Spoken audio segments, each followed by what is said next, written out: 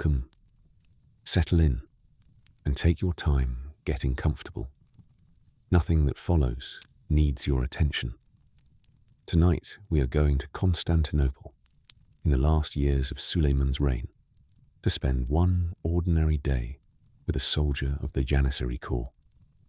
The drill and the bread and the long hours in the barracks and the great copper cauldron his company holds dearer than any banner. No battles. Nothing important happens at all. And that is the point. You are meant to drift off somewhere along the way and miss the ending. So let it run. Sleep well. We begin in the hour before dawn.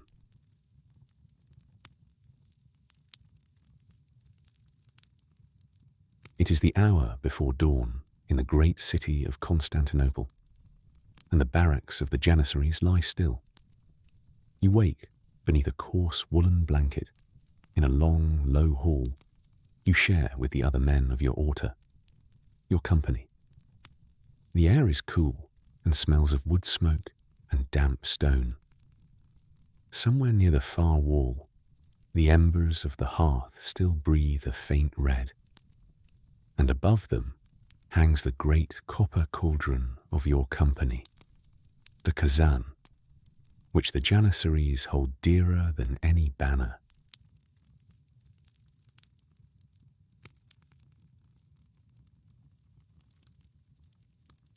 For a while, you do not move at all. You lie listening to the sound of many men breathing in the dark, that slow and layered sound that has been the whole of your nights for as long as you can remember. The hall is long and low, its ceiling beams blackened by years of smoke, and along both walls the sleeping places are laid out in an order so old that no one questions it. Every man knows his place, and every place has been slept in by 100 men before him.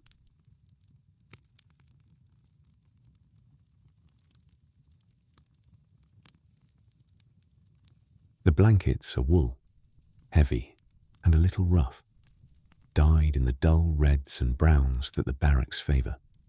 Beneath you is a thin mattress stuffed with wool, and beneath that, a woven mat laid over boards. It is not softness, but it is warmth, and warmth in the small hours of a Constantinople winter is worth a great deal. You have learned, over the years, to sleep well on very little and to wake without complaint.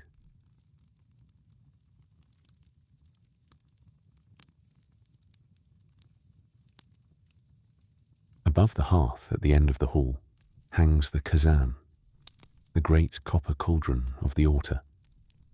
In daylight, you can see the hammer marks across its belly and the dark polish where 100 hands have steadied it. It is only a cooking pot, and it is not only a cooking pot. It is the thing your company gathers around, the thing that is carried on campaign, the thing that would be defended before any flag. To lose the kazan would be a shame no Janissary could carry.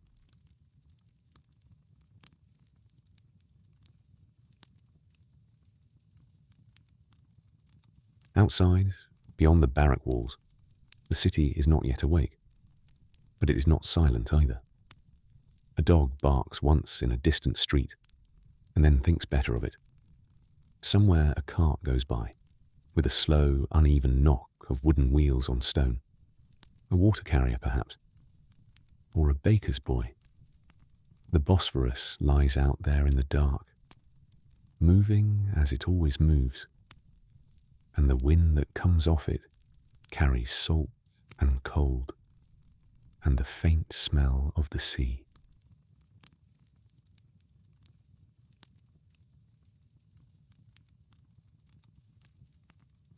The night watch passes down the length of the hall, unhurried, a shadow among shadows.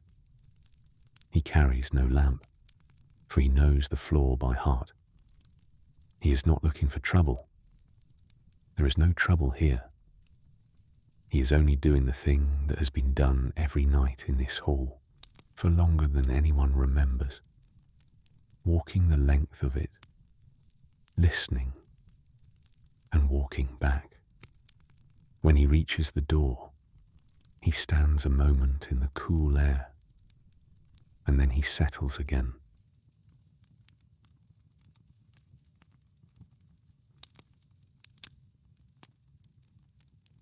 You know the hour without a clock. The quality of the darkness changes before the light does, thinning at the edges, growing grey rather than black. The embers under the kazan have burned down to a dull glow that pulses very slowly, brightening a little when a draught moves through the hall, and then dimming again. You watch it for a while, the way a man watches water, without any thought at all.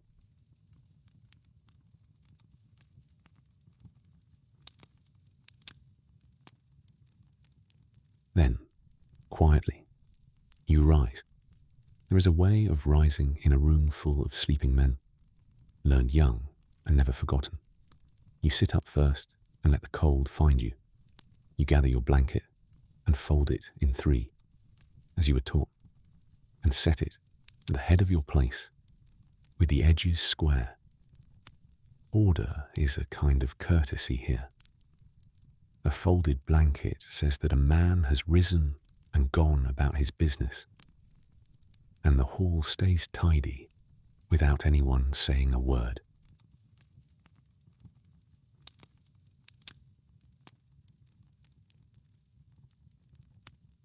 You pull on your long coat and wind your sash about your waist, and the familiar weight of the cloth settles you into the day. The Janissary dress is plain enough for a soldier, but there is nothing careless in it. Every fold has its place. In the dim light, you cannot see the colour of anything, only shapes. And yet your hands know the whole of it, buttons and folds and knots, the way a man's hands know a task done 10,000 times.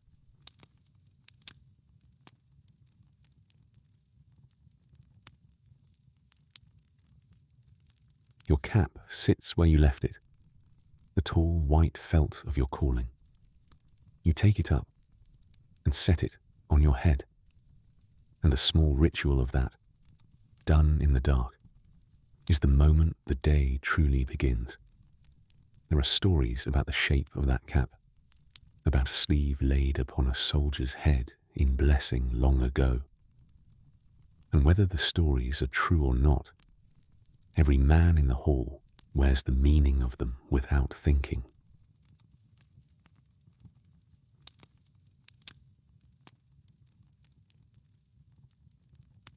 You go out through the low door into the courtyard, and the cold takes hold of you gently. The sky above the barrack roofs is the colour of ash now, with the last stars still in it, very faint. The stones underfoot are damp. Across the yard, the shape of the fountain is just visible, and beyond it the wall. And beyond the wall, the whole sleeping weight of the city, mile upon mile of tiled roofs going down to the water.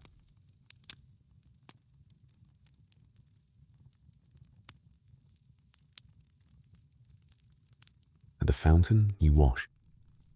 The water is cold enough to make your breath catch, and you take it in your cupped hands, over your hands and forearms, your face, your mouth, your head, your feet, in the order that is prescribed and that you no longer have to think about.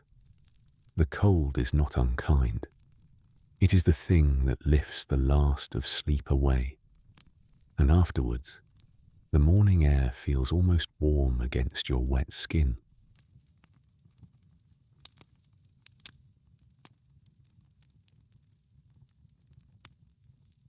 Other men come out into the yard behind you. One, and then two, and then a slow, steady stream of them. And there is very little speaking. A murmured word here and there. Someone clears his throat. The water runs and runs in the fountain's basin. The same sound it made yesterday and will make tomorrow. And the men move around it without hurry, each waiting his turn, each finding his place.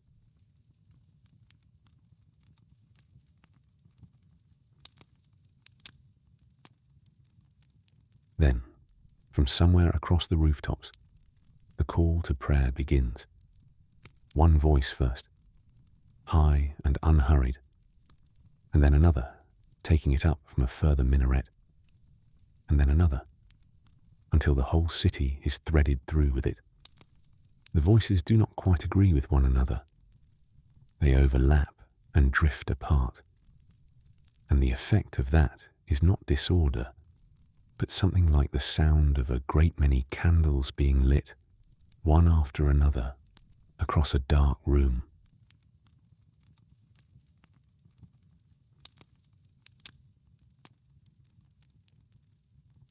You stand and listen for a moment before you go in.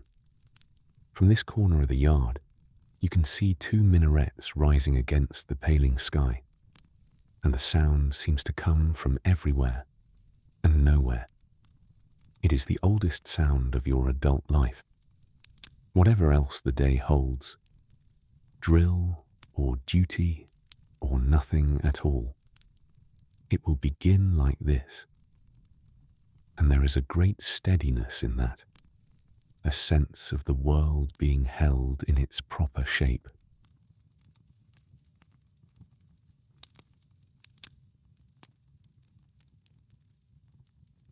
Inside the hall, the men have formed their rows. Mats are unrolled, shoulders are set close, and the long room, which a little while ago held only sleep, holds now a kind of quiet attention. You take your place among them. There is a rustle of wool, the small sounds of many men settling, and then the prayer begins, and the rustling ceases, and there is only the voice leading, and the movement of the rows following.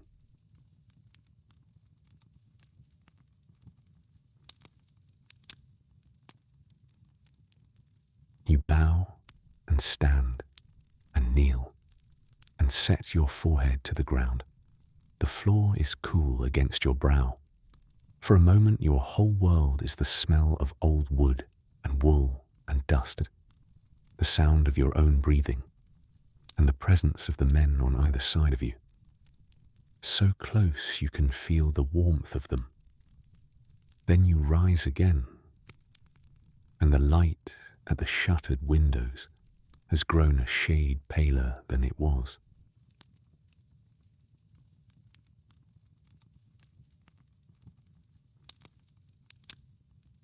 When the prayer is finished, the men do not scatter at once. There is a slow unwinding of it, mats rolled up, a few words exchanged, a hand laid on a shoulder. Someone opens the shutters at the east end of the hall, and the first real light comes in, grey and thin, laying a long, pale rectangle across the boards. The lamps are still burning, and for a while, the two lights sit together in the room. The flame and the dawn.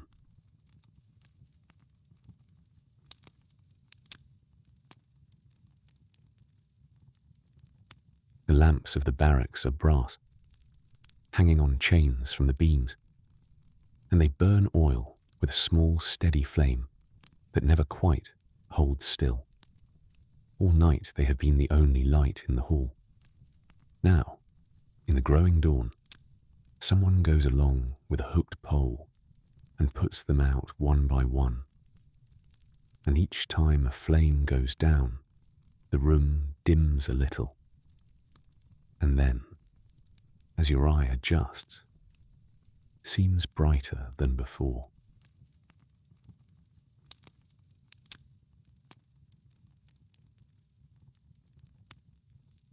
The cooks have been up longer than anyone. By the time the prayer ends, they have already fed the fire beneath the kazan, and the smell has begun to move down the hall, the particular smell of the morning soup.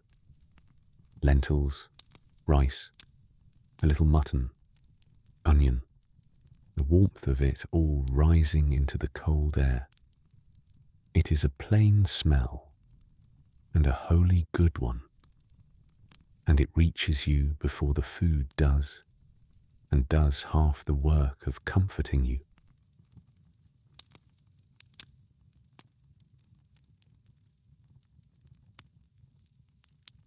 Among the Janissaries, the kitchen is not a lowly place, but a sacred one, and this strikes outsiders as very strange. Your officers carry the titles of the hearth.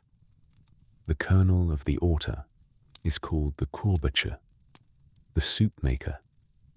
Below him, there are men whose ranks take their names from the scullery, from the ladle, and the water carrier, and the cook.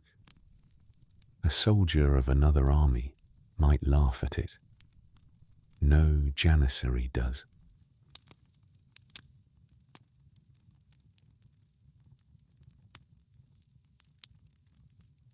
The reason is simple enough and old. Men who eat together from one pot are one thing and not many things. The cauldron is where the company gathers. So the cauldron became the company, and the names followed. When the Janissaries are content, the kazan is a cooking pot. When they are not, the drums are beaten, and the kazan is overturned in the courtyard, and everyone in the city knows at once what that means. But that is not today, and not this morning.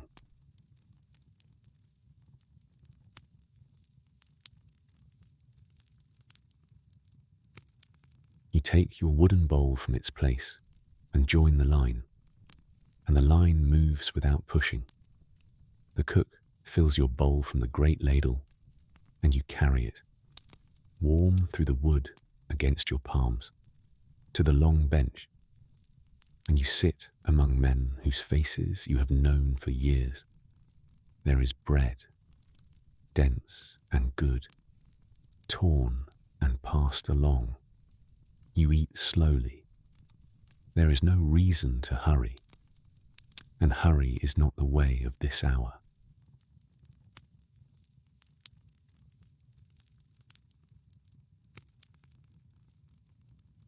The talk over the morning meal is low and easy. Someone speaks of a coat that needs mending. Someone else has heard that a caravan came in yesterday from Bursa with good silk.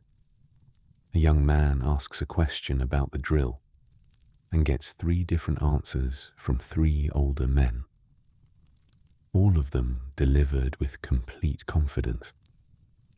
There is laughter, but it is quiet laughter, the kind that belongs to a room where men are still waking.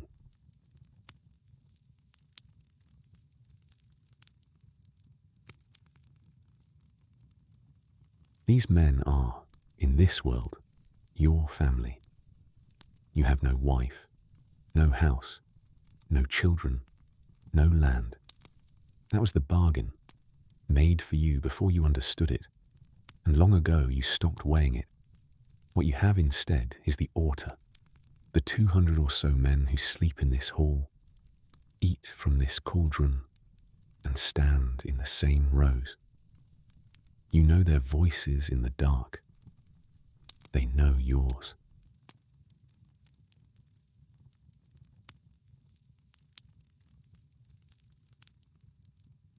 Between the walls of the barracks, the day has its own shape, and everyone in the hall carries that shape in their bones.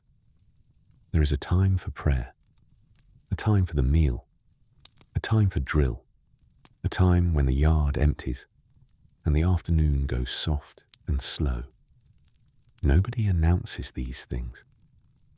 The day moves the way a river moves, and the men move with it. And if you asked any of them how they knew, they would only shrug.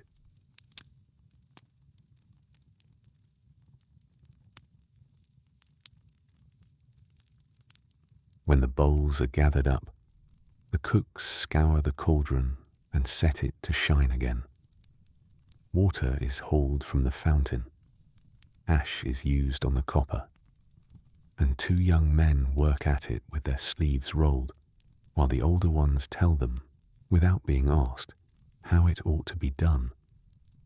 The kazan comes up warm and glowing under their cloths, and the light of the doorway lies in a long curve along its belly.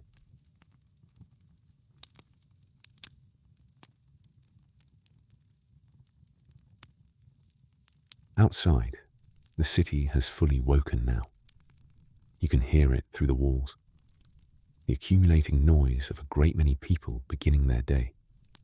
Shutters going up, the cries of men selling water and bread, the ring of a hammer somewhere, hooves on stone, the low general murmur of hundreds of thousands of lives, all of it blending into a sound that is not loud, but is never quite absent.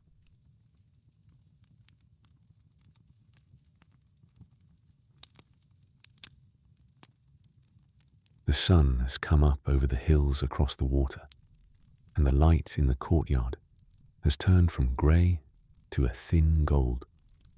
It catches the wet stones around the fountain and the tops of the walls, and it comes through the eastern door of the hall in a broad shaft full of moving dust.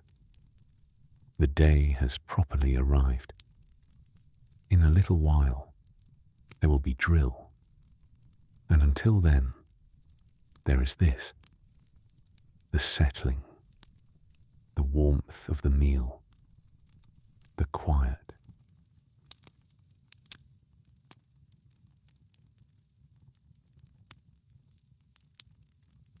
You were not born to this.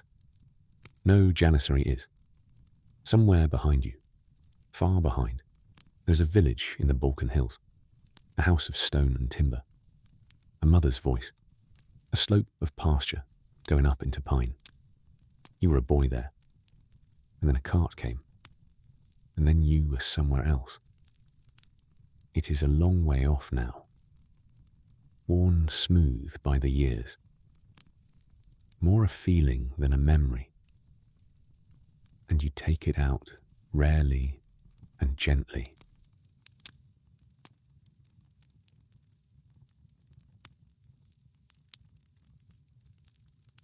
They called it the devşirme, the gathering. Every few years the sultan's men came out from the capital into the Christian villages of Rumelia and Anatolia, with a scribe and a register and a letter of authority, and the boys of a certain age were brought before them. Some were chosen and some were not.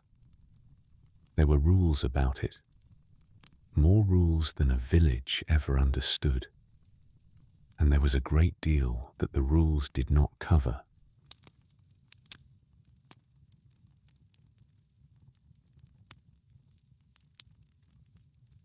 Your parents' faces on that day are one of the few things you have kept whole. There were villages where a family would hide a boy, and villages where a family would put a boy forward, because the road to Constantinople led, for a very few, to places no farmer's son could otherwise reach. Both feelings were real, often in the same house on the same morning.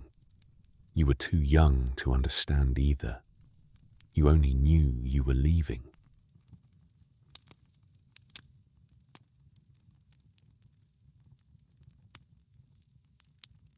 The road was long, and you walked most of it. There were other boys, dozens of them, and you learned their names and their villages, and the way each of them cried at night. And then, eventually, nobody cried. You were fed. You were counted every morning. Someone was careful with you. in the way that a man is careful with something valuable, which is not the same as kindness, but is not its opposite either.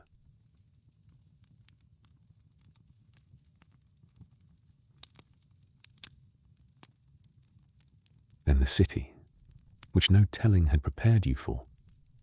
You came over a rise, and there it was, spread out along the water with its domes and its towers and its endless roofs.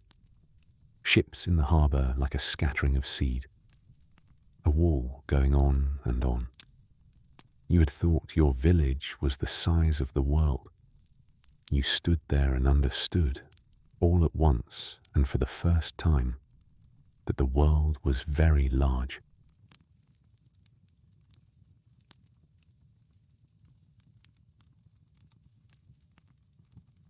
For some years afterwards, you were not a soldier at all. You were sent out to Anatolia, to a Turkish farmer, and there you laboured in the fields and learned the language of your new life through the plain daily use of it. You learned the faith by living among people who lived it. You grew tall and hard-handed on that farm, and the seasons went over, and no one made any promises about what came next.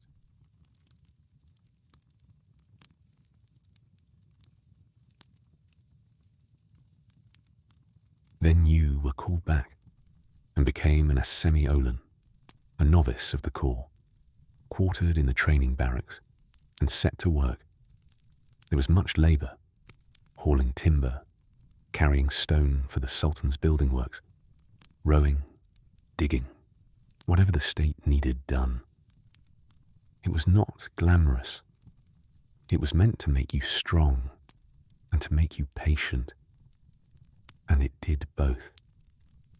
You slept hard, and you ate plainly, and you were watched, always, more closely than you knew.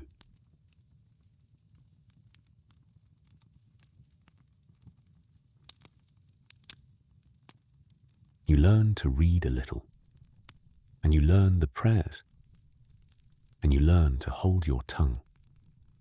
Above all, you learn the shape of obedience, not the frightened kind, but the kind that runs along a chain of men and makes an army of them. You were taught that your life belonged to the Sultan, and your soul to God, and your bread to the cauldron. And no one ever suggested that these were three different loyalties.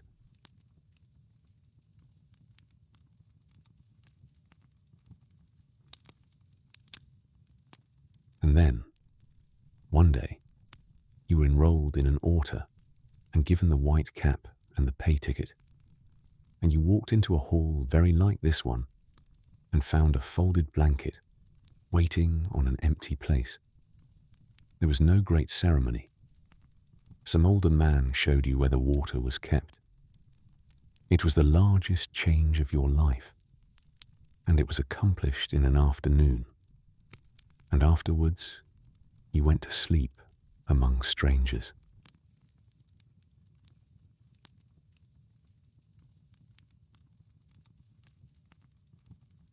The strangers became the men you know now. It happened slowly, the way it always does. A shared task, a shared cold night, a joke made at your expense that you learned to answer. Within a year, you could no longer imagine yourself outside it. There's a thing that happens to men who eat from one pot and stand in one line for long enough. And it is not friendship exactly, but it holds better than friendship in bad weather.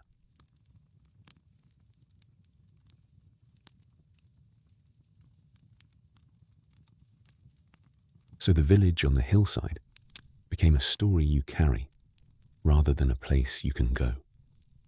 You do not know if the house still stands. You could not now say the road that led to it.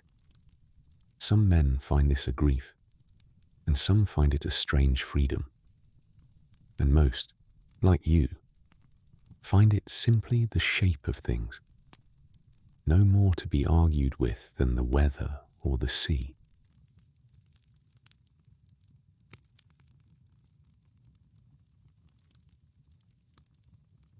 The morning has moved on while you have been sitting. Bowls are stacked, the benches pushed back, and men are drifting out into the courtyard, where the light has climbed the eastern wall. Someone is calling, not urgently, and the yard is beginning to fill.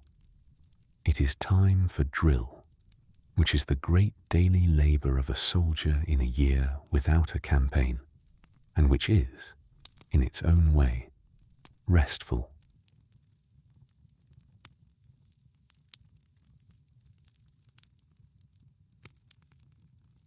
Drill is repetition, and repetition, after the first 1,000 times, becomes something close to rest. The body knows what to do. The mind can go quiet behind it. You take your place in the loose ranks and stand while the older men sort everyone into order, and the sun comes over the roof and lays itself across half the yard, and the day's work begins without anyone raising their voice.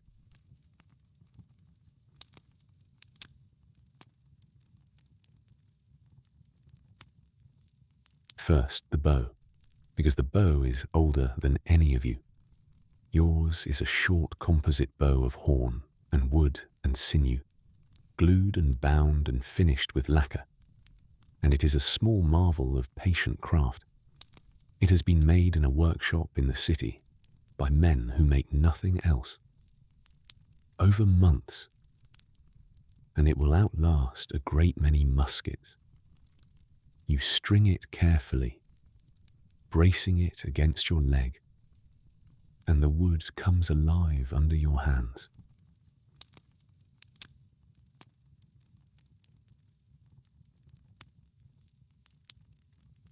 You draw with a thumb ring of horn, in the manner of the East, and the draw is short and very heavy.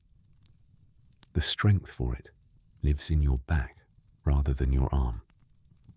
Loose, and the arrow is gone before you have quite finished thinking about it, and there is a sound down the yard like a sharp breath. Again, again. The straw butt takes them with a soft thud. One, and then another, and your shoulders warm and loosen.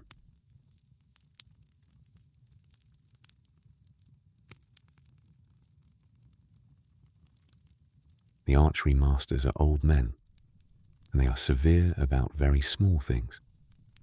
The set of your feet, the line of your elbow, whether your loose is clean, or whether you have flinched a hair's breadth at the last instant, which they can see from 30 paces, and you cannot feel at all. They correct you with 2 words and walk on. It is not encouragement, and it is not meant to be, and over years it works.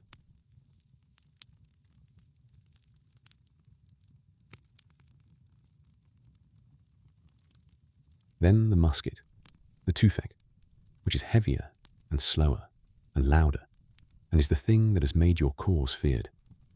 You take it up and go through the loading by the numbers.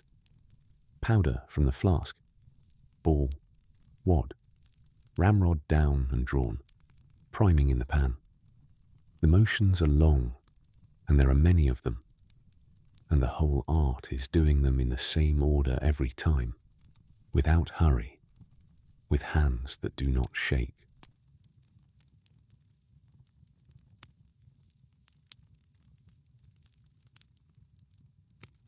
You do it and do it until you no longer count the steps. That is the whole point. A man who must think about his loading will do it well on a quiet morning in a barrack yard, and badly everywhere else. So you drill the motions until they belong to your hands, the way walking belongs to your legs, and then you drill them a few thousand times more, and the sun climbs, and the yard smells faintly of powder.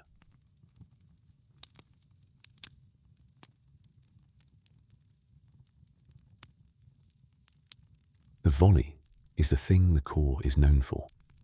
Rank after rank, one firing while the next loads, the noise rolling along the line in a way that has made cavalry think better of the whole business. Today, you only rehearse the movements of it, the stepping forward and the falling back, without much powder burned, because powder is dear and the treasury has opinions. It looks, from a distance, like a slow dance performed by men in white caps.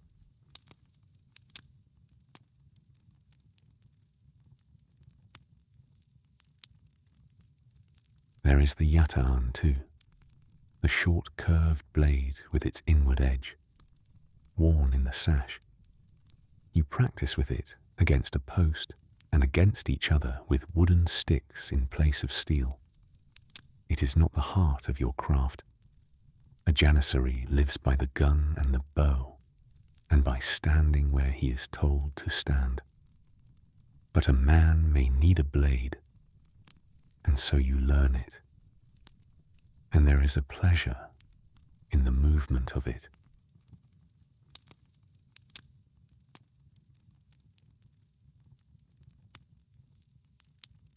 Between exercises, there are long, easy pauses in which nothing happens at all.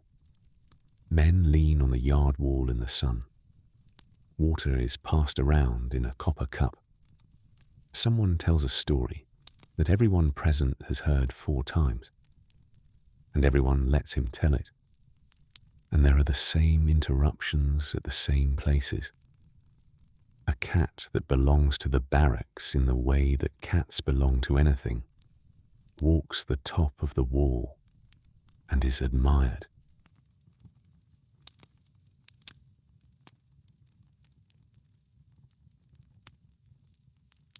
The younger men are drilled hardest, and they take it well or badly according to their natures.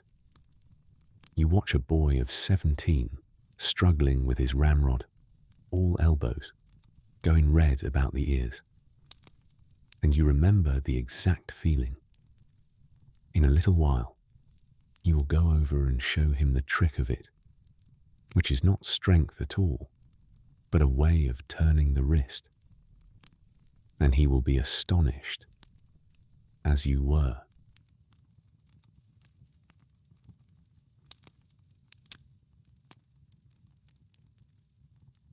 The sun is high now, and the shadows have pulled in tight against the walls. Somewhere in the city, a bell of some kind sounds, and a gull goes over the yard calling, which is a thing you never quite get used to. This city, where the sea comes right up among the houses, the drill masters look at the sky and confer briefly, and without much ceremony, the morning's work is declared finished.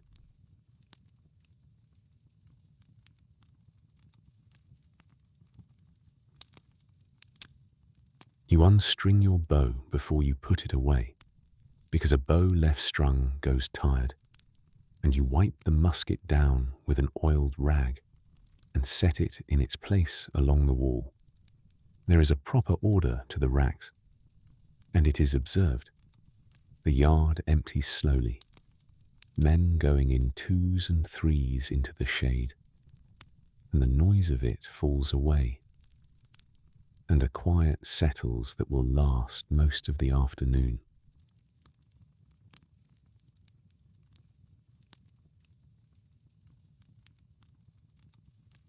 Your hands smell of oil and horn and powder, and your shoulders have that pleasant heaviness that comes after honest use. You wash at the fountain again, and stand a moment with the water running over your wrists.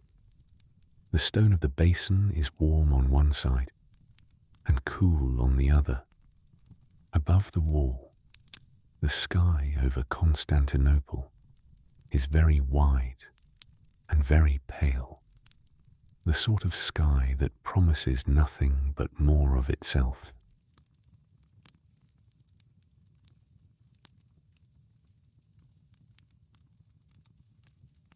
The middle of the day belongs to you, and that is one of the quiet gifts of this life.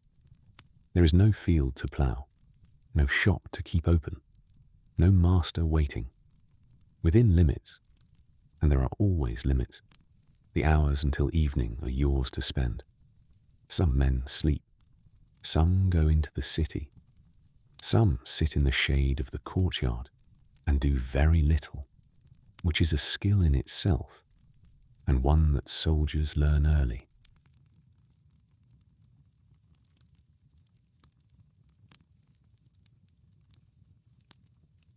In the hall, the shutters are half closed against the light, and the air is dim and warm. Men are lying on their places, with an arm across their eyes. Someone is mending a coat with a needle. He keeps stuck in the wall by his bed, working very slowly. Someone else is asleep already, having achieved it within a minute of lying down, which is a talent his neighbours discuss with real respect.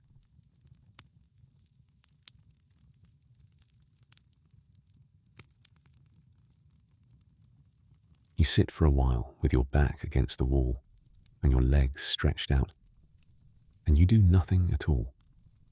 The light through the shutters lies in bars across the boards and moves so slowly you cannot see it move.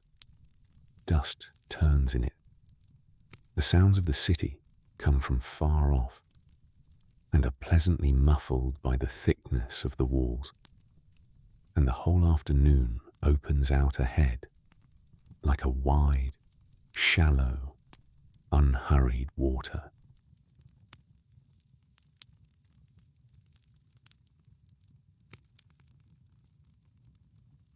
There is a chest at the foot of your place, and in it is everything you own: a spare shirt, a good sash, a little money, a comb, an awl and thread, a folded paper with a prayer on it, a knife with a worn handle. You do not need to open it to know. A life fits into a small box when a man has no household, and there is a lightness in that which people with houses would not immediately understand.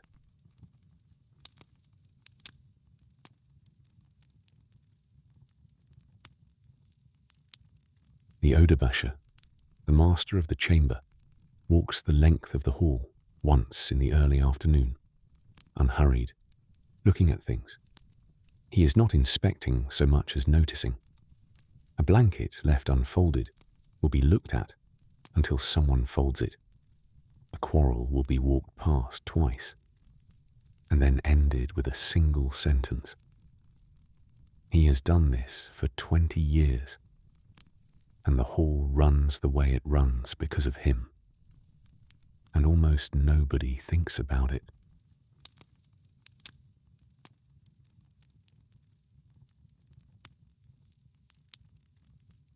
The barracks cat comes in through the door at her own convenience and takes possession of a patch of sun on the boards. She belongs to no one and is fed by everyone, which she has arranged with some care. Men who would not admit to a soft feeling about anything will save her a piece of meat. She sleeps 11 hours a day in this hall and is, by common agreement, the most senior resident.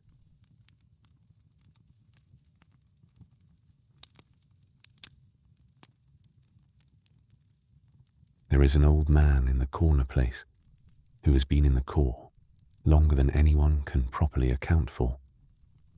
He sits with his back to the wall and mends the hem of his coat with tiny, even stitches, holding it up to the light between them. He has been on more campaigns than he mentions.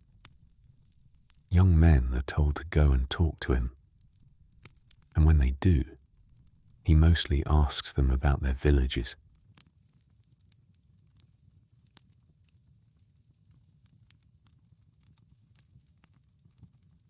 The core is old, and the hall knows its own story the way halls do, in fragments repeated at intervals. It began, they say, in the early days, when the state was small and the sultan wanted soldiers who were his alone, not lent to him by lords with their own ideas. So a household was made and fed and paid. And it grew. And here you are, 4 generations of sultans later, eating from the same kind of pot.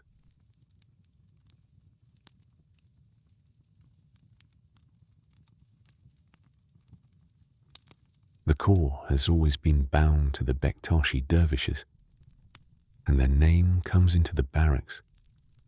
Talk the way a family name does. There is a saint whose blessing is said to have fallen on the first of you, and a sleeve laid across a soldier's head, and the white cap that hangs behind that story. The dervishes themselves are gentle, unorthodox, fond of poetry, and entirely unlike the men who revere them, which nobody finds strange.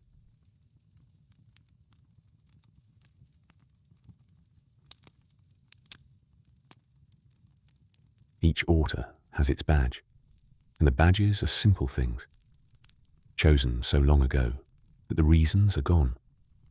A fish, an anchor, a key, a crescent, a pair of scissors. They are worked into the standard and painted on the barracks wall, and some men have them pricked into the skin of the arm in blue. A man from another orta reads yours at a glance and knows a good deal about you, or thinks he does.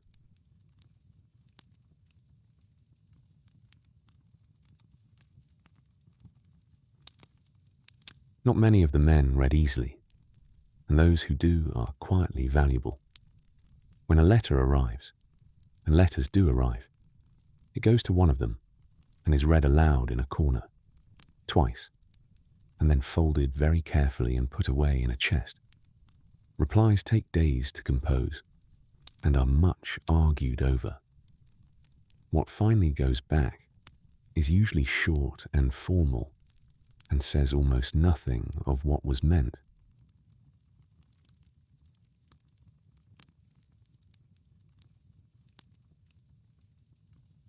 You have seen the sultan once, at a distance, in a procession going to the Friday prayer. There was a great deal of ceremony and a great many horses, and the whole street was lined.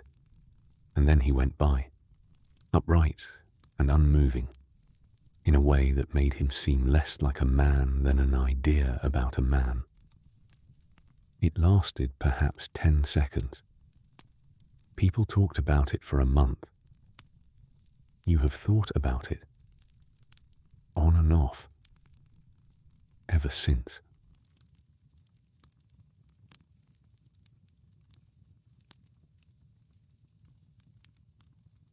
They call him the lawgiver here, and the name is meant seriously. There are codes and courts and registers and a judge in every district and a body of regulation covering land and taxes and trade that reaches from the palace down to the price a baker may charge. It does not always work. It works often enough that ordinary people expect it to, which is more than can be said in most of the world.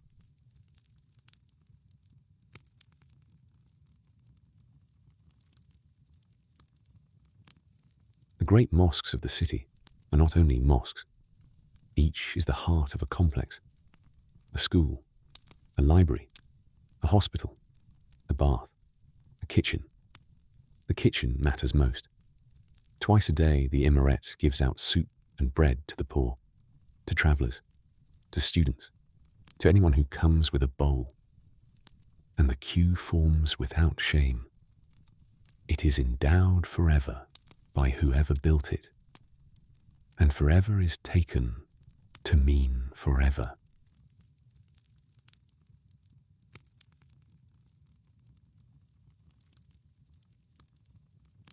The trades of the city are organized into guilds, and the guilds are proud. And once in a great while, they all process through the streets in order before the sultan. Every craft with its float and its tools and its finest work carried high. The bakers, the tanners, the glass makers, the men who make nothing but the little brushes for calligraphers. It takes days to pass. Everyone agrees it is excessive. Everyone goes.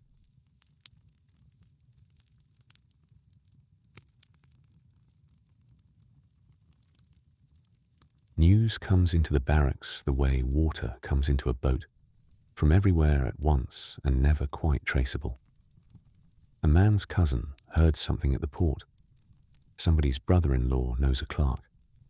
There is talk of a fleet, of a governor, of a bad harvest in the east, of a price rising. Half of it is wrong. All of it is repeated. By evening, the whole hall has an opinion, and by morning has forgotten it.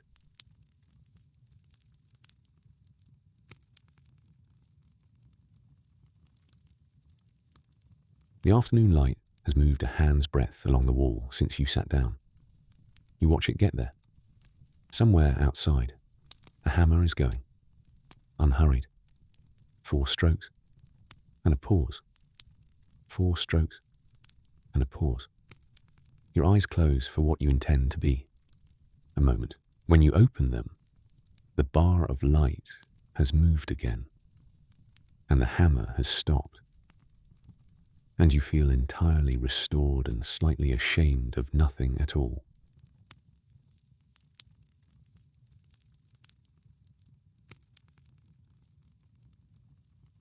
After a time, you get up and go out, because the city is out there, and the afternoon is long. At the barrack gate, the sentries know you and say nothing much.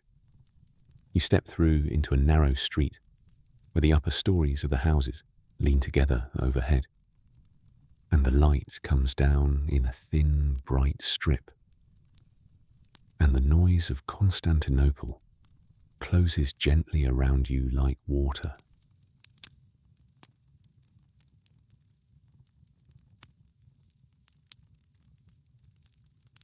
The street goes downhill, as most streets here do, in shallow steps worn hollow by feet. Cats sit in doorways. A woman's voice calls something from an upper window, and a boy answers from below without stopping. There is a smell of bread and dust and drains and charcoal smoke. And under all of it, faint and constant, the salt of the sea. You have walked this way 10,000 times, and you still look up at things.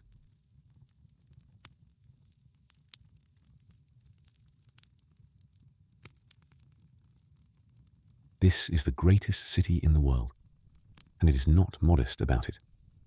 Rome fell, and Constantinople did not. Not until it did. And then it went on being itself under new masters.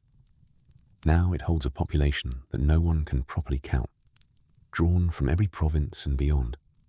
Turks, Greeks, Armenians, Jews, Albanians, Serbs, Italians, Arabs, Persians, and men from places you could not find on any map, all buying and selling from one another in a dozen languages.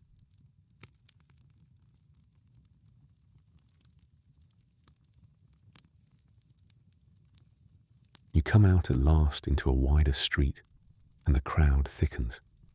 Porters go by, bent double, under loads roped to their backs, calling for room in a flat, tired voice that everyone obeys without looking. A string of donkeys picks its way through. A horseman waits, patient, unable to move any faster than the press allows. Nobody hurries in the end, because hurrying does not work. and so the whole mass moves at one steady pace.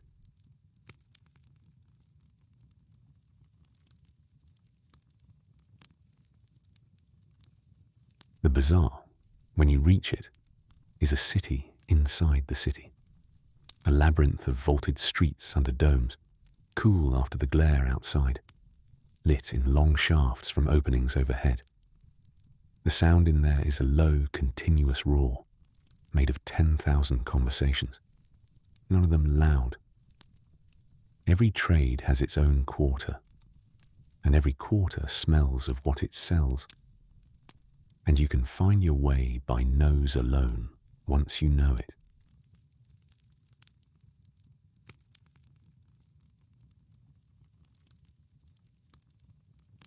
There is a street of the cloth merchants where the bolts are stacked to the ceiling, silks from Bursa, wool, cotton from Egypt, velvets that catch the light and let it go again. The merchants sit cross-legged in their little raised shops and drink coffee and do not trouble to call after you. A man who wants cloth will stop. A man who does not is only a shadow going by, and there will be another in a moment.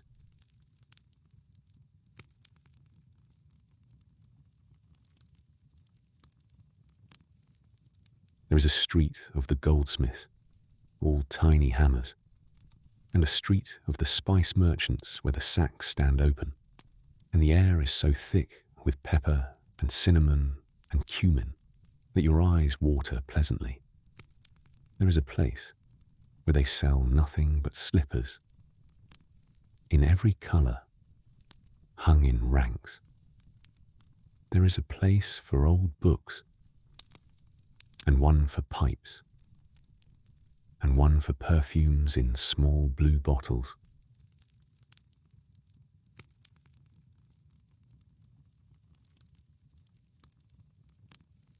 You have no real errand. You look at things you will not buy, which is one of the great pleasures available to a man with a little time and less money. You weigh a knife in your hand and give it back. You watch a bookbinder work at a spine with a bone folder, laying the leather down and pressing it home, and he lets you watch and does not look up, and after a while, you move on.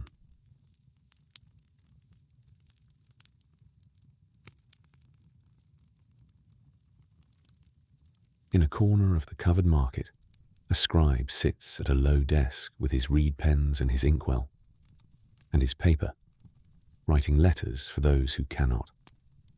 There is a queue, mostly women and old men. He listens with his head tilted, and then he writes. And what he writes is always more elegant than what he was told, which everyone understands to be part of the service.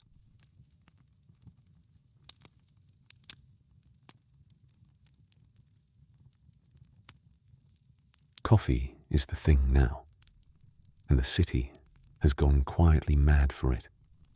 It came up from the Yemen by way of Egypt not so many years ago, and now there are coffee houses in every quarter, and men sit in them for hours.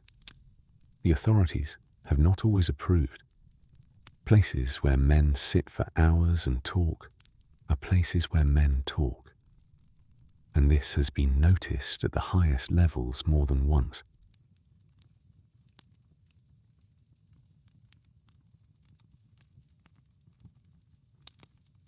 You duck under the low lintel into one of them, a plain room with mats and low benches, and a hearth where the little pots stand in hot sand. It is dim, and it smells wonderful.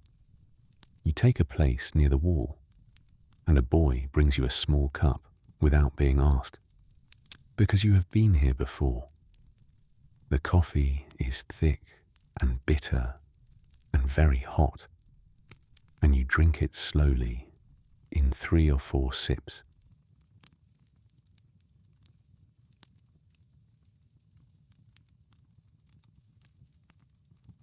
talk in the coffee house goes on around you without requiring you.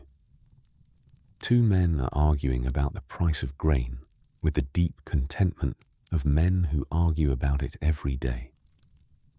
Someone is telling a story about a judge and a fisherman that you suspect he has improved. In the corner, a very old man plays a game of backgammon against himself, slowly, and appears to be winning.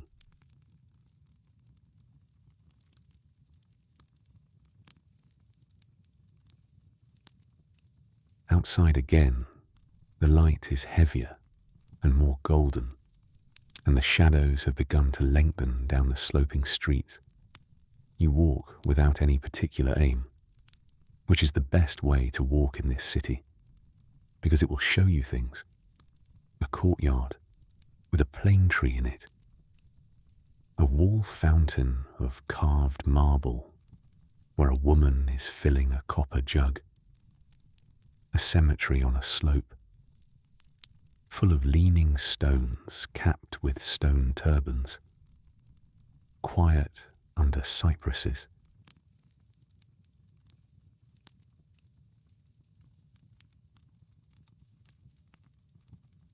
The water carriers are everywhere at this hour, bent under their skins and jars, going up the hills to the houses. Water is a serious matter in this city, and always has been. It comes in from the forests to the north, along aqueducts that were old when the Ottomans came, and it is stored underground in vast pillared cisterns, and it is given out at fountains built by pious men and women who wanted their names remembered kindly.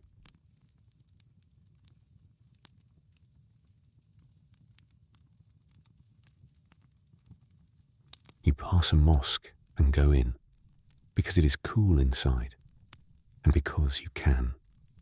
You leave your shoes at the door.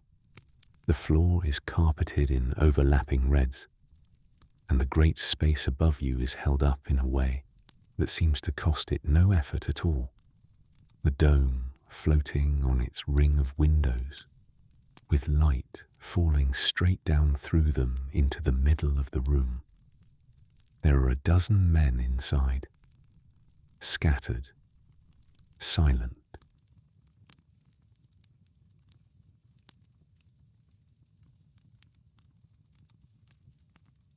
You sit with your back against a pillar for a while. Someone is reciting quietly at the far end, too far off for the words. Only the shape of the sound.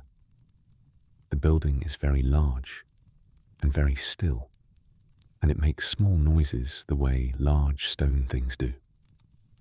You find your breathing has slowed without your deciding it. This is what such rooms are built to do, and this one, built by a master who understood exactly that, does it perfectly.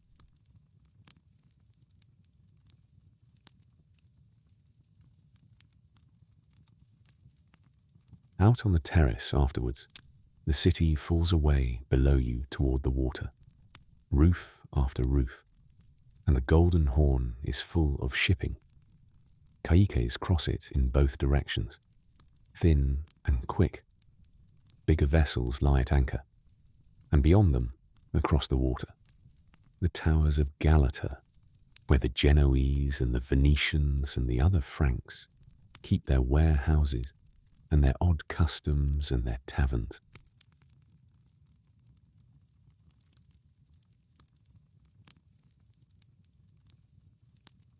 You go down toward the water, because water pulls a man downhill.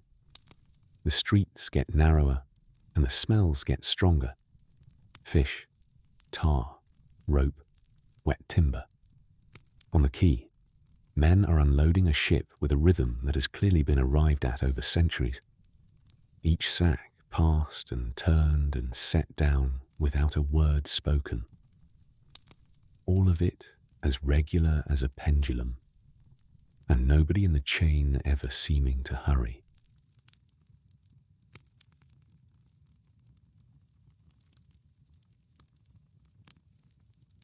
A fisherman is grilling his catch on a brazier in a moored boat and selling it in bread to whoever comes. And a small crowd has arranged itself along the edge of the quay to eat. You buy a portion and stand with them. The fish is hot and slightly charred and very good. The water slaps the stone below. Gulls stand about at a calculating distance, and one of them, eventually, is rewarded.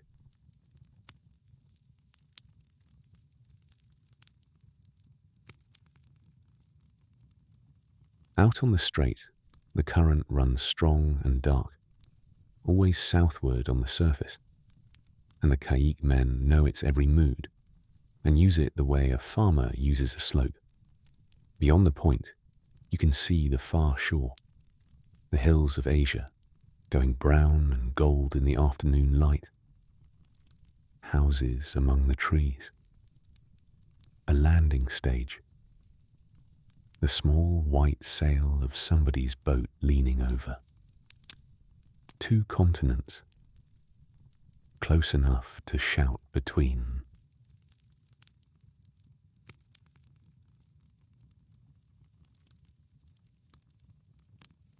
On the way back up the hill, you pass the hamam, and the steam is coming out of the vents in the low domes in slow white curls, and you decide that you will.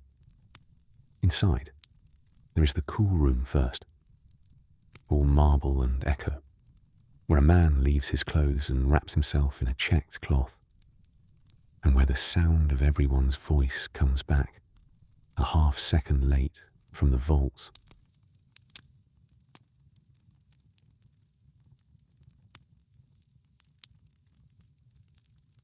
Then the hot room, and the heat of it takes the whole of your body in a single grip, and then, very quickly, becomes the most agreeable thing in the world. You lie on the great heated marble slab in the middle, with a dozen other men, on your back, looking up at the little coloured glass eyes set in the dome, each one letting down a small round beam of light through the steam.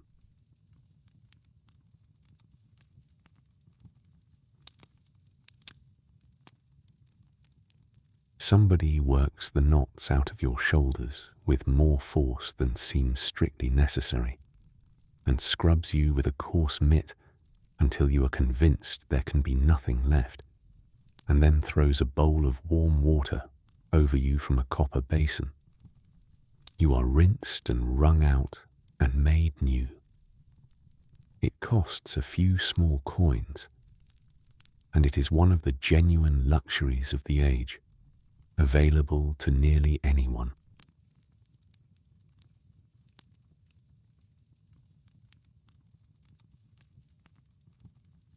Afterwards, you sit wrapped in cloths in the cool room for a long time, drinking something sweet, in that state of complete and boneless well-being that follows a bath. Men doze on the benches around the walls. The talk is minimal and murmured. There is no reason to move, and no one is going to make you. And the afternoon light through the high windows has gone the colour of honey.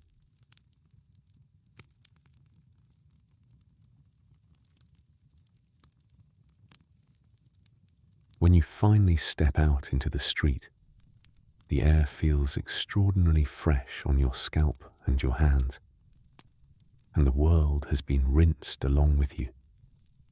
The shadows are long now, all the way across the street and halfway up the opposite wall. The sellers are beginning the last business of the day, calling their prices down, and there is a general sense of things being gathered up and put away.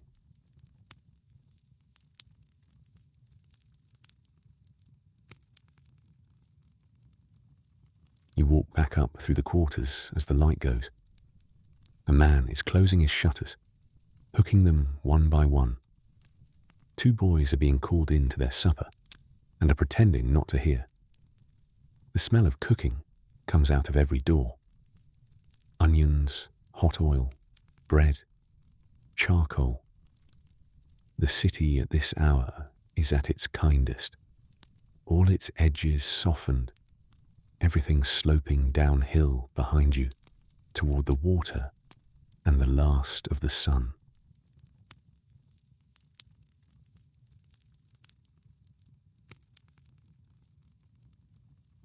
There's a moment on the climb where you come out at a corner and the whole harbour lies below in a single view. The water, beaten copper, the ships black against it, the far hills going blue. You stop, as you always stop here, and you look for as long as you can justify. Then you go on, up the last stretch, with your legs pleasantly tired and your mind agreeably empty.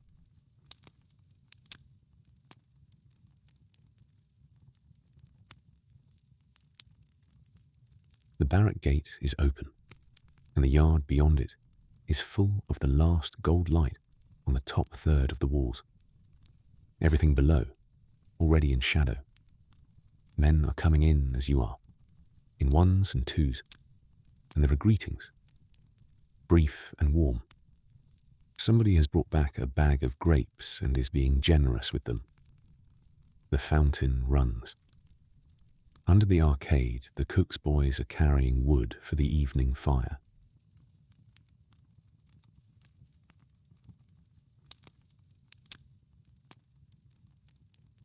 Inside, the hall has begun to fill again, and there is that particular pleasant noise of a room reassembling itself at the end of a day. Coats are hung. Someone is describing, at length, a disagreement he had with a melon seller, and the story is improving as it goes. The lamps have not been lit yet.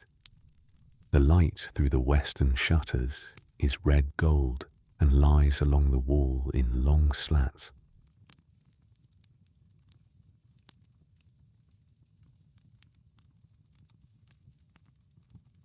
Your orta is a company of the Sultan's household, one of many, and it has a number and a badge and a history, and the men in it are quietly certain that it is the best of them.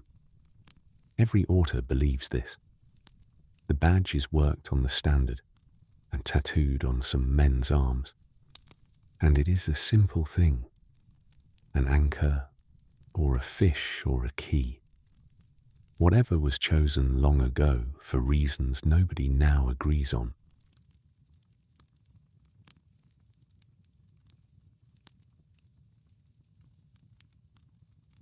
The chore butcher, the soup maker, who is your colonel, is a broad and unhurried man who has been in the corps since before you arrived and who is not easily surprised. He is fair in the way that matters, which is to say, consistently. He knows every man in the hall by name and by family, insofar as any of you have families, and he knows exactly how much noise to notice and how much to walk past.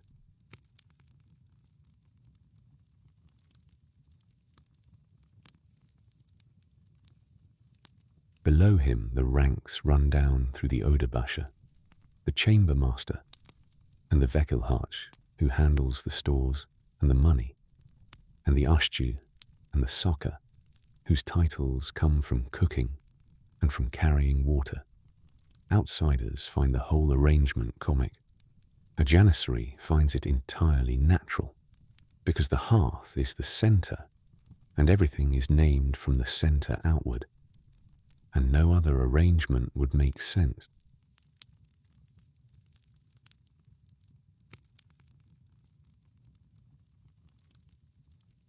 Pay comes quarterly, in a ceremony that the corps takes seriously out of all proportion to the sums involved.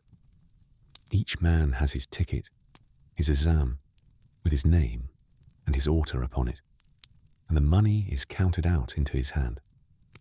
It is not a great deal. It is enough. And the thing that matters is not the coin, but the fact of it, that the state knows your name and owes you something, and pays.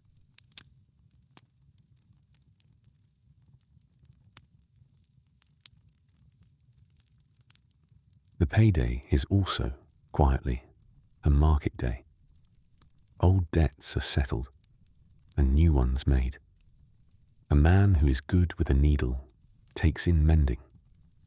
A man who is good with money lends a little of it at terms the others complain about loudly and accept anyway. Somebody always buys something foolish within an hour of being paid, and somebody always says so. And this too is part of the ceremony.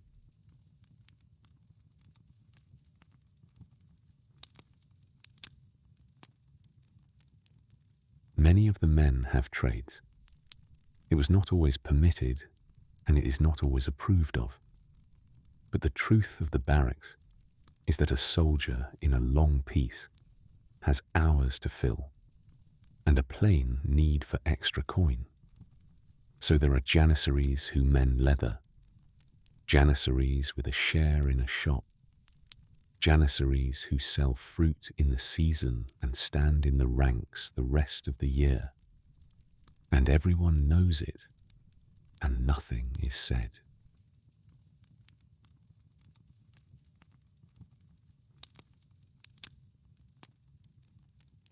There is a man 3 places down from you who makes bowstrings, very good ones, and sells them across half the city. There is another who copies out prayers in a fine, clear hand for people who want them for their houses. Neither of them thinks of himself as anything but a soldier, and both of them would be in the line tomorrow if the drums beat, and their trades are simply what a man does with his afternoons.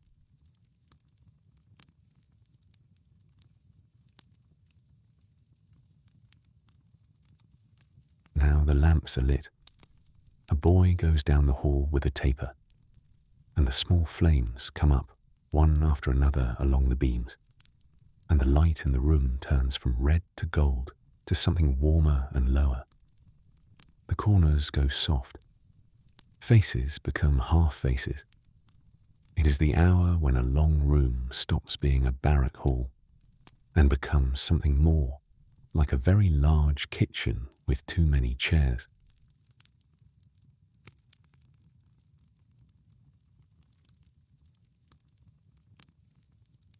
The fire beneath the kazan is fed again, and the evening meal begins to make itself known. Tonight, it is a stew of beans with a little meat, and there is rice, and there is bread, and there is yogurt in a great earthen bowl. This is good food, and there is enough of it, which is more than can be said for a great many men in a great many armies, and no Janissary has ever forgotten to notice.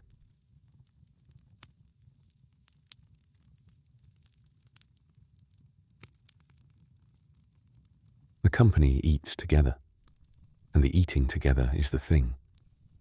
Bowls go along the bench. Bread is torn and passed. There is a proper order to it that nobody has to enforce. The older men served first, the youngest making themselves useful. Everybody fed. When the core was made, someone understood that men who share a pot become one body, and 400 years have not improved on the idea.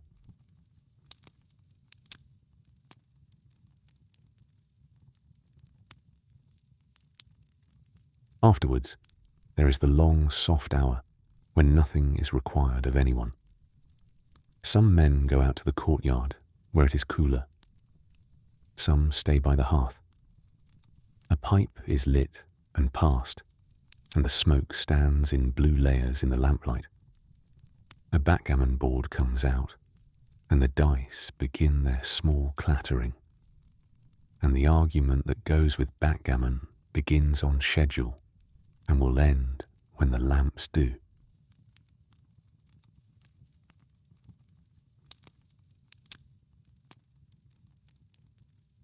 Somebody has a saz, the long-necked lute, and after some persuading, he tunes it, taking his time, holding it up to the lamp to see. Then he plays, quietly, one of the old songs of the road, and one or two men sing the refrain without much conviction and entirely in tune. The room does not fall silent for it.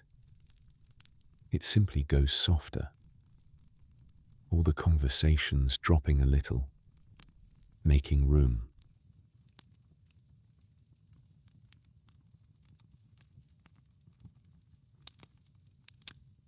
The songs are mostly sad, and they are sad in a way that is comfortable rather than painful.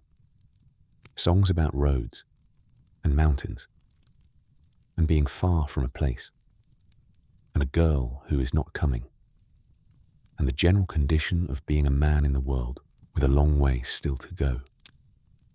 Men who have not seen a home in 30 years listen to them with their eyes half shut and their hands still, and afterwards say nothing at all.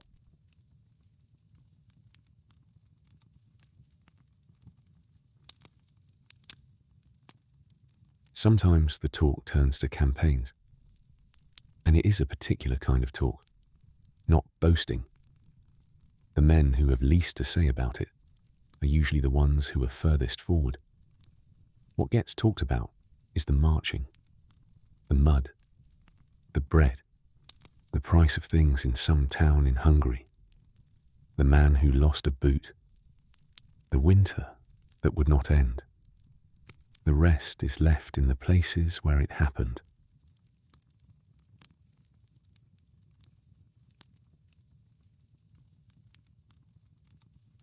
The corps marches in the season, when it marches, out through the gates behind the mehter and the standards, and the whole city comes out to watch it go. Then there are months of roads, of camps struck and made, of the great slow river of an army moving at the pace of its slowest cart. Most of a campaign is walking and waiting. Old soldiers say this to young ones, who do not believe it until they have done it.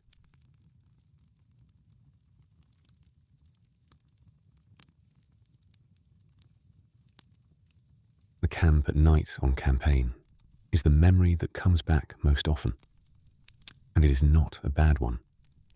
The tents in their ordered lines, each orta with its own ground and its own fire, and its cauldron slung over it.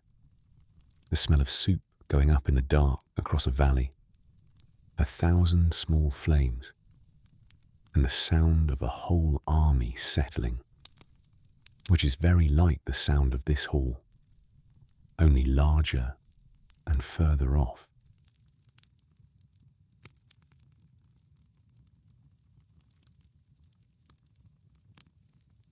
And then the return, months later, thinner and browner and quieter, in through the same gate, with the drums going, and the city out in the streets again, and a great deal of noise.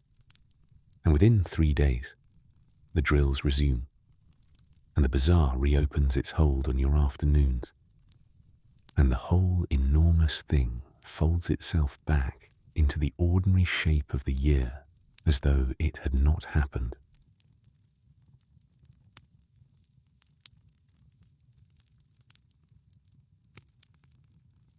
This year there is no campaign, and the corps is in its quarters, and the days go as this one has gone. There are men in the hall who prefer it, and men who chafe. The young ones are impatient in the way of the young. The old ones say very little, and are content, and clean their weapons carefully, and sleep well, and are the first to notice when the season turns.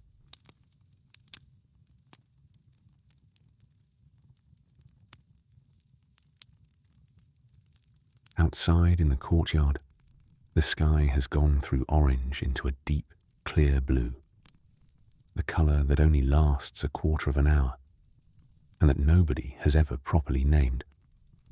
The first stars are in it, The swifts that have been screaming over the roofs all evening have gone wherever they go. The stones of the yard are giving back the day's heat, and it rises past you as you stand there.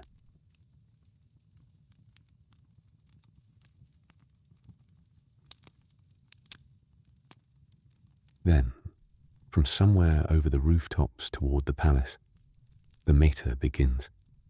The military band of the corps plays at its appointed hours, and the sound of it comes across the city in a way that is unlike any other music. The great kettle drums first, slow and deep, then the shrill, reedy zurna above them, and the cymbals, and the whole thing moving forward at a pace that is not quite a march and not quite a heartbeat.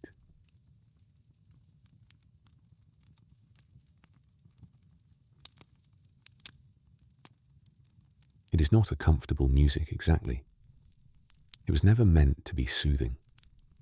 It was meant to be heard from a long way off, by people who would rather not hear it, but heard from here, at this hour, over the roofs of a peaceful city, with the day's warmth still coming up out of the stones. It becomes something else, something ceremonial and grave, and it puts a proper end to the day.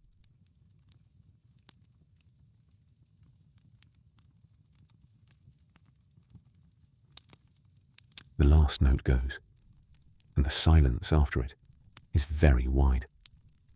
For a few seconds, the whole quarter seems to hold still. Then a dog barks, and a shutter closes, and someone in the yard says something ordinary about the weather, and the world resumes. But you have felt the shape of it, the way the days here are marked out and set in order by sound. The call to prayer at one end, the drums at the other.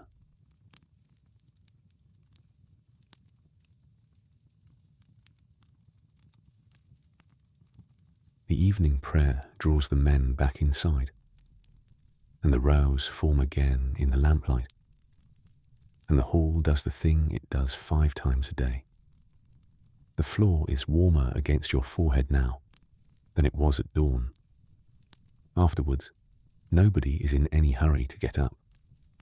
Men sit back on their heels for a moment, or stay bowed a little longer than they need to, and the room is very quiet.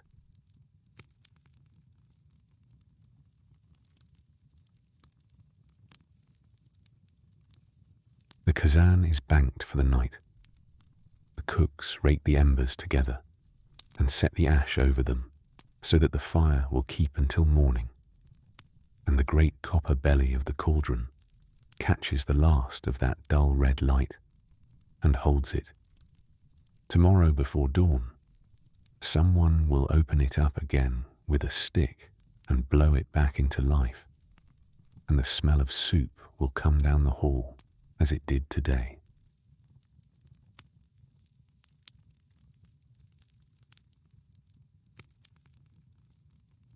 One by one, the lamps are put out.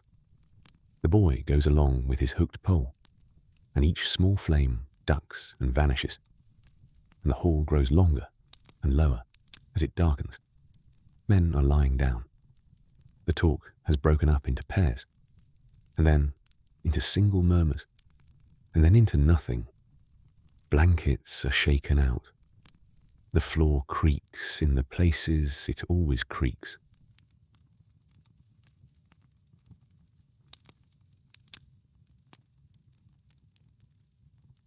You lie down in your place and pull the wool up over your shoulder.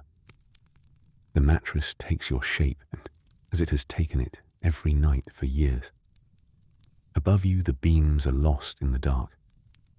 Somewhere down the hall, a man coughs, and someone else turns over, and the sounds are so familiar that they do not register as sounds at all, only as the confirmation that everything is where it should be.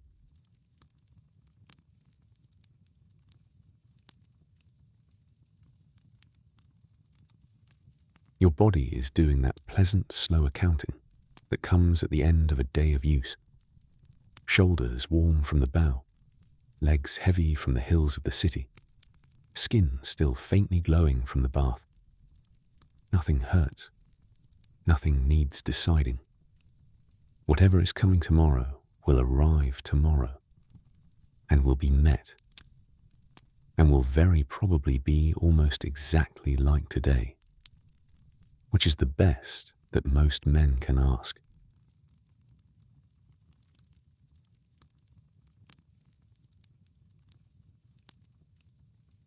In the dark, the hall gathers its night sounds slowly. There is the small tick of the cooling hearth and the creak of a beam somewhere overhead, giving up the day's warmth, and the long, even breathing of men going down one after another into sleep. The night watch takes his place by the door. Nothing is required of you now until the light comes back, and that is a long way off.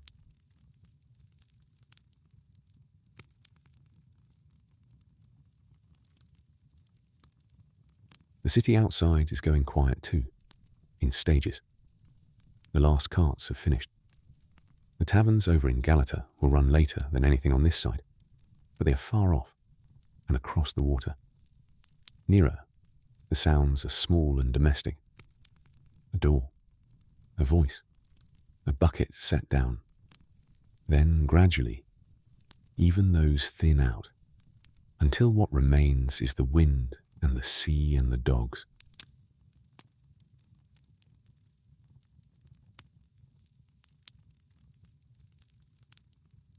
The street dogs of Constantinople have the run of the night, and they are famous for it. They live in the quarters they were born in, and they know their boundaries, and they see the city's darkness through in their own way, with occasional loud opinions. From here their barking is far off and companionable, one quarter answering another across the hills, and it fades in and out as the wind turns.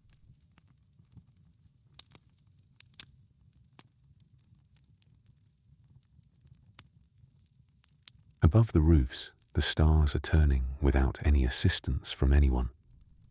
In the summer, when the shutters are open, you can lie here and see a bright square of them at the end of the hall and watch them shift a little between waking and waking. Sailors steer by them. Farmers plant by them. You do neither, but the sight of them going on regardless is a companionable thing to fall asleep beneath.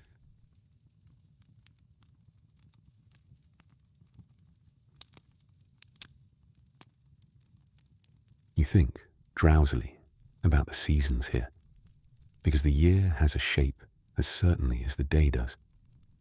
Spring comes early to this city, and comes all at once, and for a few weeks the hills across the water are green, in a way that hurts to look at, and the Judas trees along the Bosphorus go a purple pink that seems chosen by someone with no restraint at all.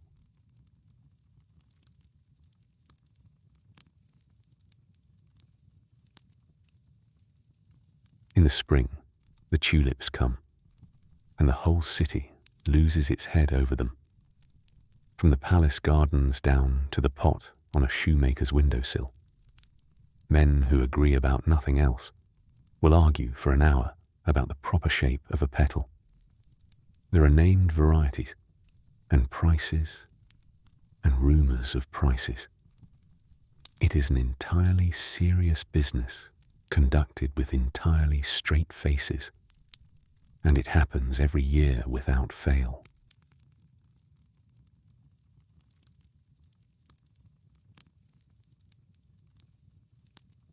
Summer is long and dry, and the city goes brown and dusty, and everyone who can moves their living outdoors. The courtyards fill up in the evenings. People sleep on roofs. The barracks smells of hot stone, and the fountain becomes the most popular place in the world. The sea breeze comes up the hills in the late afternoon, and everyone stops what they are doing to stand in it for a moment.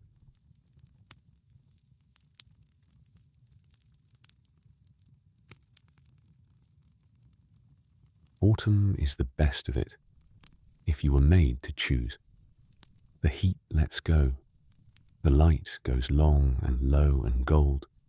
The fruit is at its best and cheapest, and the whole city seems to breathe out. The grape carts come in from the country. The cypresses in the graveyard stand very black against a soft sky. In the mornings there is mist on the water, and the ships come out of it slowly.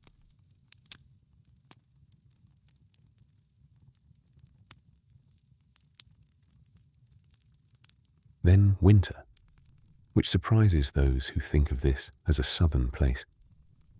The wind comes down out of the north across the Black Sea, with nothing in the way of it, and the rain comes with it, and sometimes snow lies on the domes for a day or two, and the whole city goes silent and strange. That is when the hearth at the end of the hall matters, and when men sit near it and are in no hurry to move.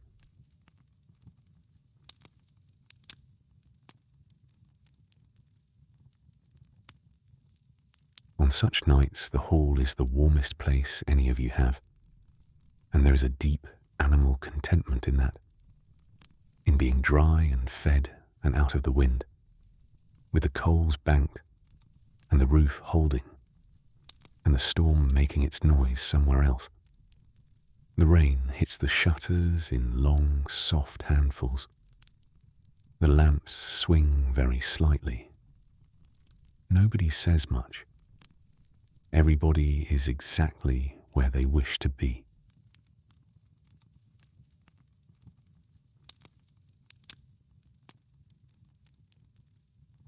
You turn over, unhurried, and the blanket settles again. The hall has gone almost entirely quiet now. There is only the breathing and the tick of the hearth, and once in a long while, a footfall by the door.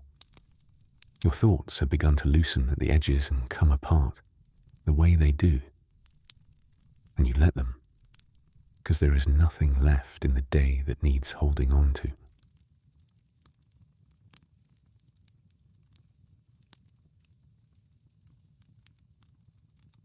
You think of the kazan hanging in its place in the dark, warm still, and of the fire beneath it, sleeping under its ash. You think of the racks along the wall, with the muskets in their order, and the bows unstrung. You think of the cap on its peg, everything put away, everything in its place. The whole small world of this hall shut up neatly for the night.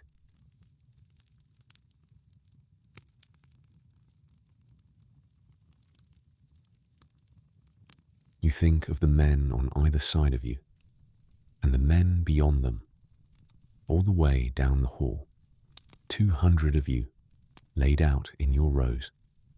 Somewhere among them is the boy who was fighting his ramrod this morning, who will be better at it by the autumn, and expert by the spring, and who will one day show the trick of it to someone else, and not remember where he learned it.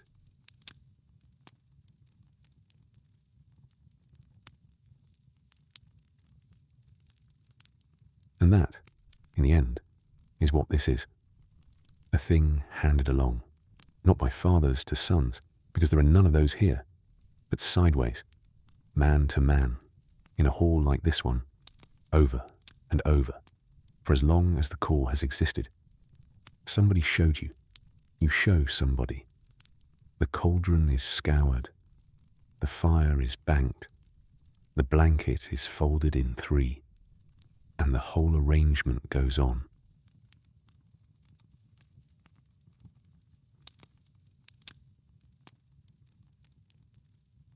Out beyond the walls, the great city sleeps in its layers. Under the streets there are cisterns full of still black water, holding up their forests of columns in the dark. In the harbour, the ships shift at their moorings. In the palace on its point above two seas, the lamps are burning in some rooms and not in others, and the gardens are empty, and the cypresses stand still.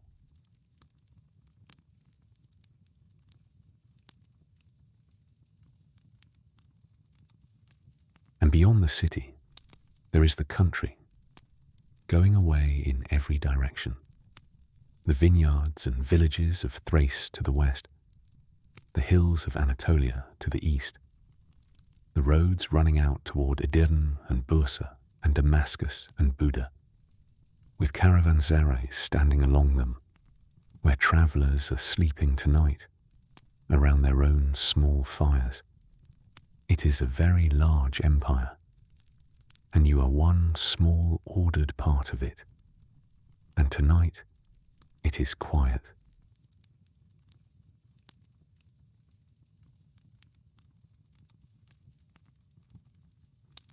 Somewhere in the Balkan hills, there is a village you cannot name anymore, and it is asleep too. The pastures are dark. The pines are moving very slightly. Somebody's dog is barking at nothing. You do not send your mind there often, and when you do, it goes gently, without grief, the way a hand goes to an old scar out of habit and finds it long since healed over.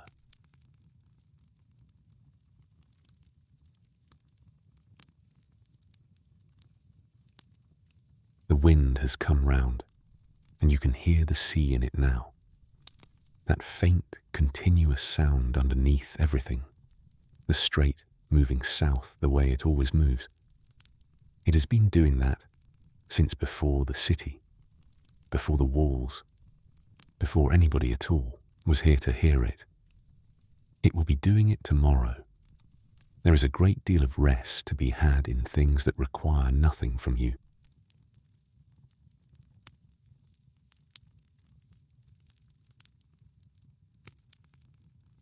Your breathing has slowed to match the rooms.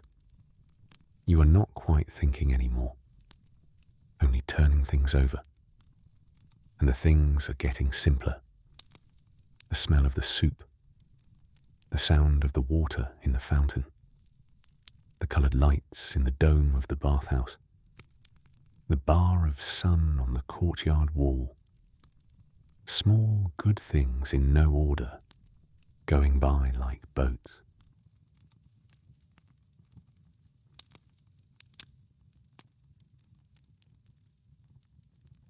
The hearth ticks once more and is quiet. Down the hall, someone sighs in his sleep and settles. The night watch has sat down at last and is leaning against the door frame with his arms folded, and he will not move for a long time.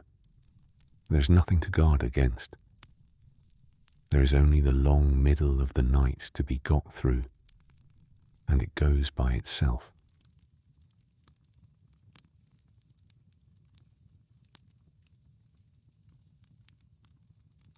In a few hours, in the dark before the light, the cooks will get up and open the fire. They will not wake anyone. There will be the small dry sound of ash being raked, and the first crackle of new wood, and then the smell will begin to move down the hall, and it will find its way into the last of everybody's dreams before it finds their noses.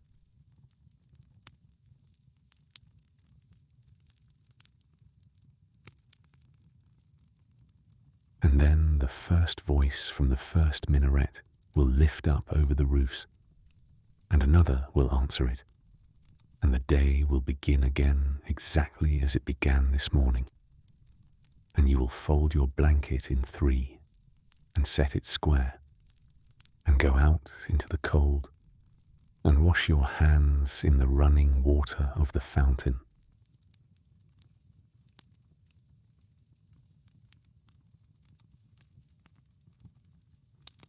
But that is not yet. That is hours away, on the other side of a long dark that has only just begun. There is nothing between here and there that requires you. You have done the day's work and eaten the day's bread, and the fire is banked, and the door is watched, and the roof is sound above you.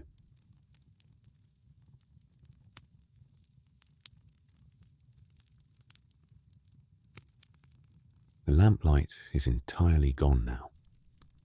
What little you can see is only the faint grey of the shutters, and even that is more a memory of a shape than a shape. The blanket is warm. The mattress has your form in it. Your hands are open and still, and your shoulders have let go of the last of the day's holding.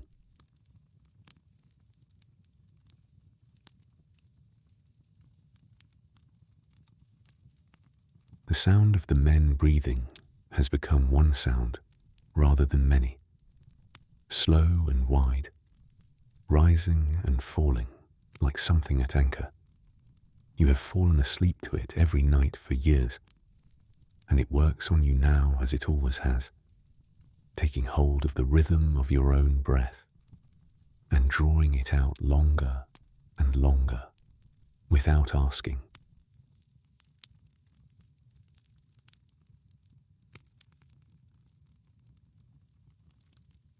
There is no more thinking to do. The bowls are washed, and the fire is covered, and the cap is on its peg. The city has laid itself down along its hills. The water goes on moving in the dark below the walls, and the stars go on turning over the domes, and none of it needs watching.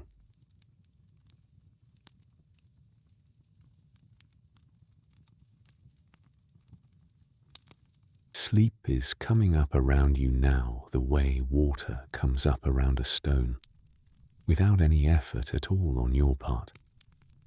You are warm. You are among your own. The night is long, and there is plenty of it left, and every hour of it belongs to you.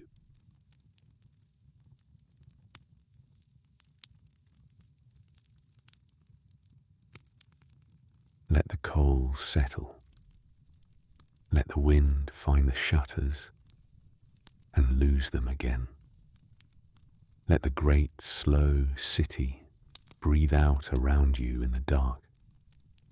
Mile after mile of quiet roofs going down to the sea.